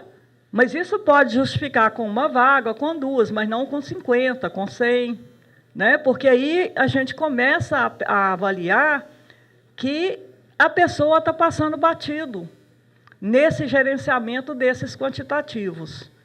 Ou então tem uma política muito bem traçada na instituição para realizar os concursos com parcimônia. É uma outra hipótese. Estou falando isso aqui que é para a gente não ser atropelado depois. Tá? Ah, aqui, você não está precisando, não? Tem gente que está, me dá sua vaga aqui. Informações gerais. Aquelas informações que eu acho que todo mundo sabe, o concurso pode ser de provas e títulos, você pode fazer se achar que deve e que é necessário, inclusive é uma hipótese interessante, ao invés de você dar uma prova eminentemente teórica, você fazer uma mesclagem ou uma prova somente prática, para avaliar a questão da experiência, inclusive, né, porque a experiência é outro item que tem dado embargo de edital de concurso. Então, ao invés de você colocar requisito de ingresso, isso mais experiência de tantos meses, ou de um ano, ou o que for, você coloca a prova prática e tenta elaborar a prova prática, compor a banca para elaborar uma prova prática que avalie a experiência da pessoa. Né? Então, você pode suprir o requisito de experiência por meio de uma prova prática. Né? Você vai evitar, inclusive, aquele cara que é o concurseiro, que faz qualquer concurso, faz o que tem menor requisito, mas que, na hora que ele passa colocado em primeiro lugar, não é ele que vai ficar trabalhando ali, porque ele se recusa a fazer, às vezes, a atividade do nível do cargo. Então, colocando a prova prática, você tem mais chance de melhor selecionar esse candidato. Validade dos concursos de até 1 ano, prorrogável por igual período. Gente, não deixem, se tem chance de nomear novos candidatos, não deixe o concurso perder a validade. Tá? Antes de perder a validade, antes de completar 1 ano, prorroga. Já falei ali, prescinde de autorização para o concurso público e para o provimento de cargo docente e contratação de substituto, observado o limite de cada universidade. Gente, isso é sério. Tanto os institutos quanto as universidades têm publicado um ato do ministro dizendo qual é o quantitativo de professor substituto que ele pode praticar. Tem gente que sai fazendo concurso para substituto assim, ó, e esquece que ele tem quantitativo, que ele tem limite. A inscrição no concurso Não é qualquer valor, tem definição em lei de quanto que é o percentual, tá? O artigo 15 do Decreto 6944, de 2009. É o anexo do decreto que limita o quantitativo de homologações que você pode ter em função do quantitativo de vagas. A nomeação ou contratação obedecerá rigorosamente à ordem de classificação de concurso público. As pessoas portadoras de deficiência, todo mundo sabe disso, elas são classificadas em quantitativo à parte, no limite das vagas separadas para tal fim. O que é a definição de edital e quais as informações que deve conter um edital, que está bem delineado lá na Lei 6944. A fundamentação legal toda de tudo que eu estou falando está listada aqui, então é importante, porque vocês podem buscar quando for necessário. Lembrem-se que, eventualmente, pode sair alguma nota técnica do Ministério do Planejamento que pode alterar isso, lembrando sempre que a competência para normatizar na área de pessoal é do Ministério do Planejamento, tá? E, na ausência do planejamento, vale até uma outra normatização, mas sempre que o órgão, por exemplo, nós fazemos uma consulta, deve ser encaminhada ao MEC, e se o MEC achar que extrapola a competência dele, encaminha ao planejamento. Planejamento bateu o martelo, vale para todo mundo, tá? O MEC só vai soltar uma nota técnica naquilo que é da competência dele. Na área de pessoal, a competência é do planejamento, tá? Obrigado pela paciência.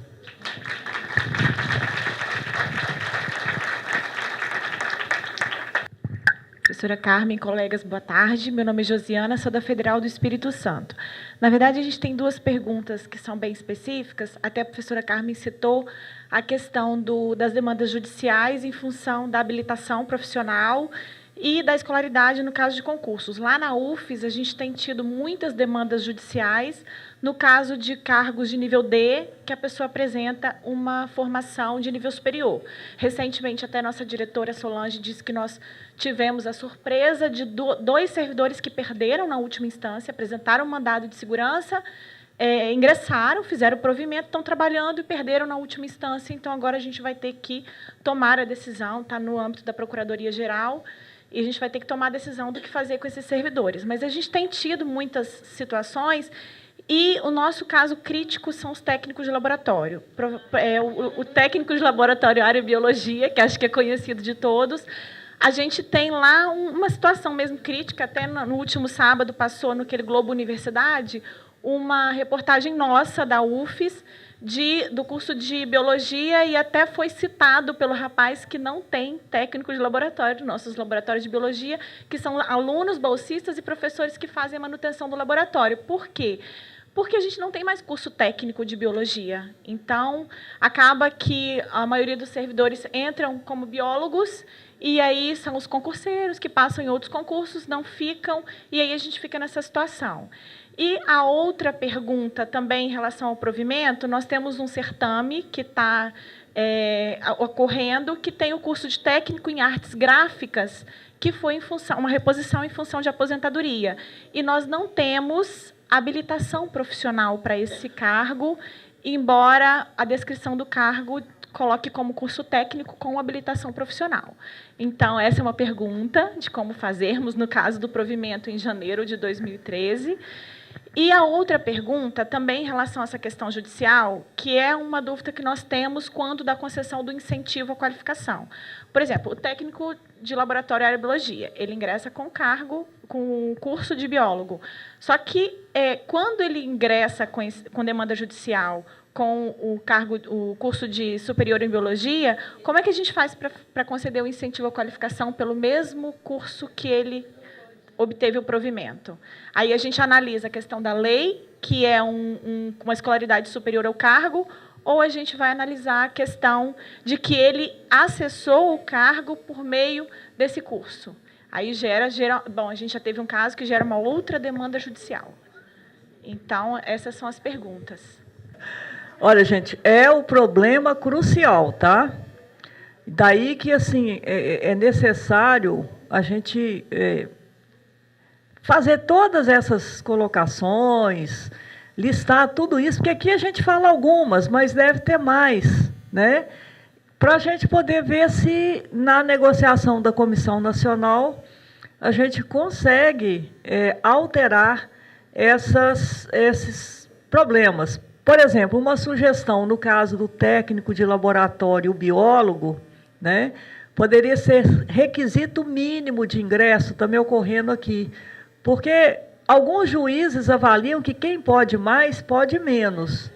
Tá? Que é o caso do contador com técnico de contabilidade, o biólogo com o técnico de laboratório, área de biologia. Mas enquanto o Ministério do Planejamento ele foi muito taxativo na nota técnica deles. Enquanto a lei estiver desse jeito, tem que respeitar. Então, nós vamos ter que conviver com muita ação judicial aí pela frente.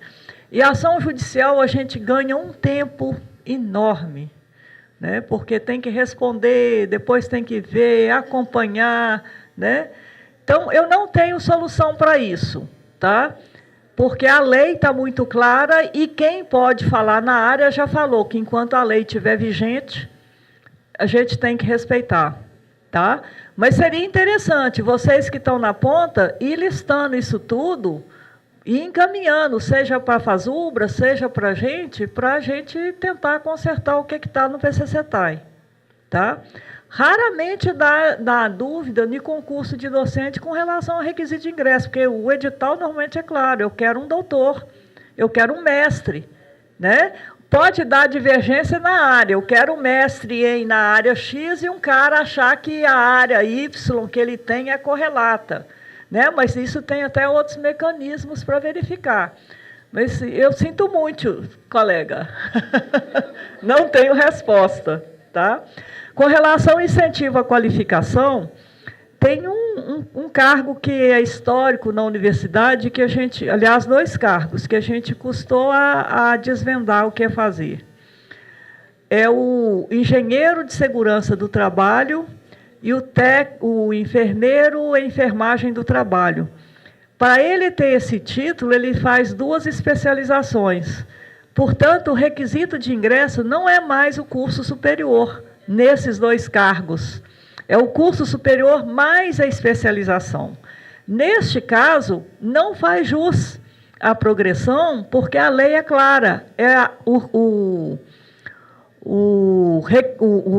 título que exceder ao requisito de ingresso. Tá? Nesse caso, que a discussão é judicial, né, o juiz bateu o martelo. Se ele pode entrar com o requisito de ingresso de biólogo, tá? No meu entendimento, ele vai deixar de fazer jus à progressão, ao incentivo. Tá? Porque ele está suprindo o título dele de nível médio por um título de nível superior. Se eu vou nesse raciocínio, nem ele, nem o contador, nenhum deles vão ter o incentivo. Né? Porque se ingressou na justiça e o juiz bateu o martelo, né? É algo que a gente precisa buscar uma normatização aí mais tranquila.